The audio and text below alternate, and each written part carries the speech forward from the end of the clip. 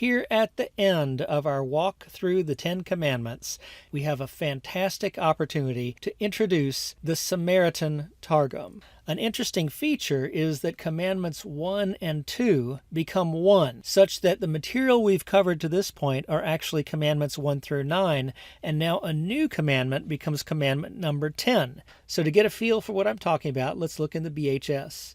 Here we have up to the red line, verse 17. So those are the Ten Commandments. Now at the end of the Ten Commandments text, we see this circled G. So let's take a bit of a closer look now at that text critical information.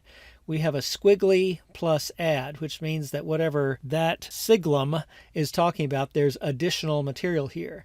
And it turns out that that squiggly is the Samaritan Pentateuch. Now the Samaritan Pentateuch is in Samaritan Hebrew, but if you see this siglum in your BHS, the squiggly with a capital T in the superscript, that's the Samaritan Targum, which is essentially a word-for-word translation from Samaritan Hebrew to Samaritan Aramaic. And actually there's value to the Samaritan Targum for the recovery of the text of the Samaritan Pentateuch, because some surviving manuscripts are older in Aramaic than in Hebrew for the Samaritan text stream. Well, as for this Aramaic of the Samaritans, the critical edition of the Samaritan Targum is Abraham Tall's work, which appears in 3 volumes. Let's take a closer look to the Ten Commandments.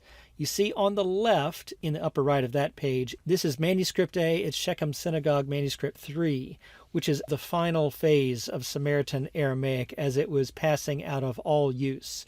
On the right page is British Library Oriental Manuscript 7562, which goes back in its text form to the 1st to the 4th century, which would make it contemporaneous, roughly speaking, with Targum Onkelos. So we're going to concentrate on the right side, this text right here, as the oldest Samaritan Targum manuscript that we have access to. Now, there is another published edition of the Samaritan Targum that dates back here to 1875.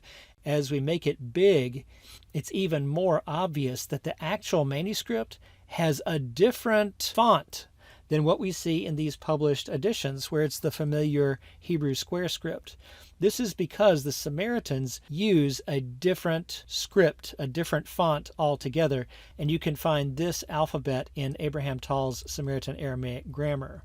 Speaking of which, these are 2 major grammars. There's the one in German, as well as Abraham Tall's work on the right, which would be more accessible to English speakers. So now let's begin our exploration of the Samaritan Targum.